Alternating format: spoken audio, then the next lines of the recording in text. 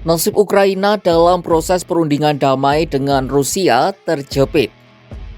Belakangan, kabar soal akan adanya pembicaraan damai yang melibatkan Ukraina, Rusia, dan Amerika Serikat mencuat ke permukaan. Masalahnya bagi Ukraina, kedua pemimpin negara besar itu, baik Donald Trump maupun Vladimir Putin, seolah ingin memeras Kiev. Keduanya kompak memeras Presiden Ukraina Volodymyr Zelensky untuk menyerahkan sesuatu sebagai imbalan. Apa sajakah imbalan yang diminta oleh Moskwa dan Washington? Dan untuk apa imbalan ini? Simak selengkapnya dalam video berikut.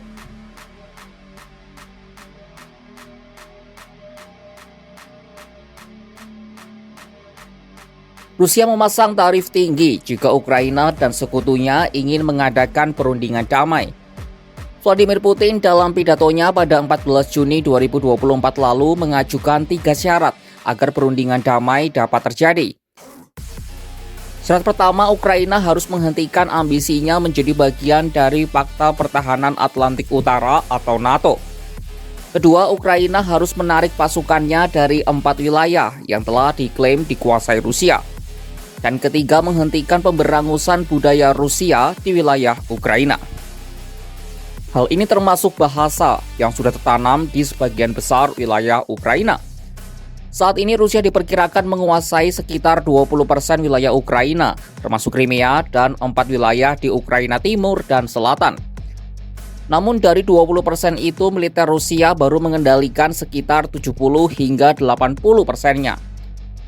Sementara militer Ukraina diperkirakan masih menguasai wilayah seluas 26.000 km persegi.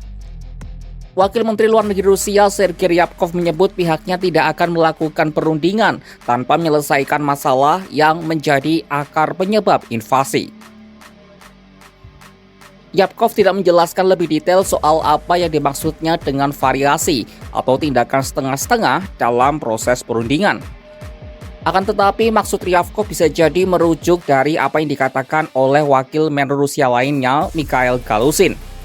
Yang mengatakan meski Ukraina maupun sekutu-sekutunya menyambut positif perundingan damai, namun aliran bantuan persenjataan ke Ukraina juga terus berjalan. Dalam catatannya, Ukraina telah mendapatkan bantuan persenjataan senilai lebih dari 200 miliar dolar AS dalam 3 tahun terakhir. Jumlah itu setara dengan 3.200 triliun rupiah. Sekutu Ukraina termasuk Amerika juga dinilai Galusin tidak lantas mengubah posisinya karena bantuan-bantuan itu. Plus pernyataan tentang rencana negosiasi perdamaian hanya disampaikan di ruang publik, bukan pernyataan resmi. Baginya komentar positif dari Trump dan sekutu Ukraina lainnya harus dibarengi dengan proposal konkret yang mempertimbangkan kepentingan sah dari Rusia.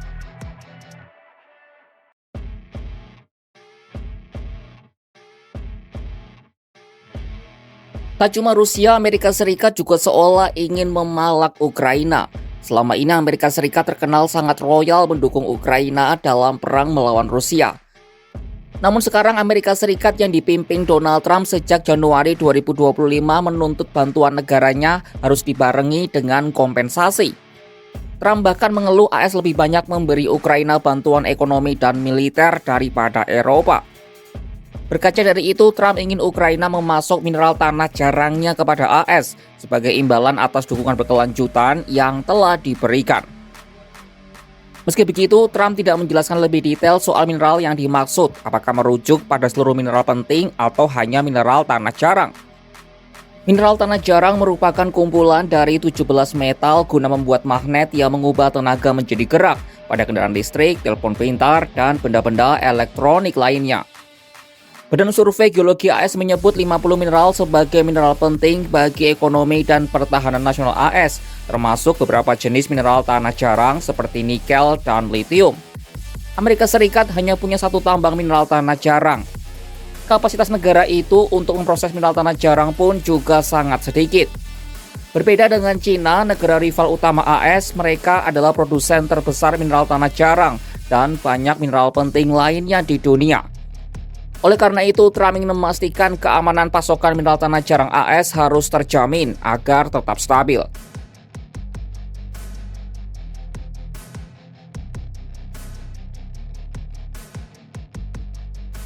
Meski Trump seolah memeras Ukraina, tapi niat Presiden AS itu sejalan dengan strategi yang disiapkan Ukraina untuk mempererat hubungan dengan pemerintahan Trump. Sebelumnya, pada September 2024 saat kampanye pemilu AS, Zelensky pernah menyampaikan garis besar rencananya ke awak media. Rencana itu mencakup pembagian sumber daya alam penting dengan mitra-mitra Barat, mengganti pasukan AS di Eropa dengan pasukan Ukraina, dan memberi wewenang Trump untuk menyaring investasi guna memblokir kepentingan bisnis Cina di Ukraina.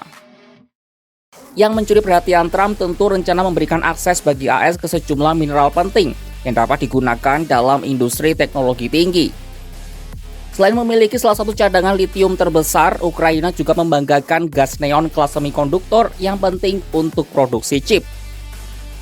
Rencana tukar guling mineral menjadi alat tawar Zelensky untuk mengakhiri perang, sebab kekayaan Ukraina yang satu ini bernilai triliunan dolar Amerika Serikat. Negosiasi dengan AS soal mineral tanah jarang miliknya bisa menjadi alat tawar Zelensky agar Washington mau membantu Kiev, termasuk perundingan dengan Rusia. Menurutnya, barter yang diajukan Trump benar-benar adil, karena selama ini AS telah membantu negaranya bertahan di tengah gempuran serangan Rusia.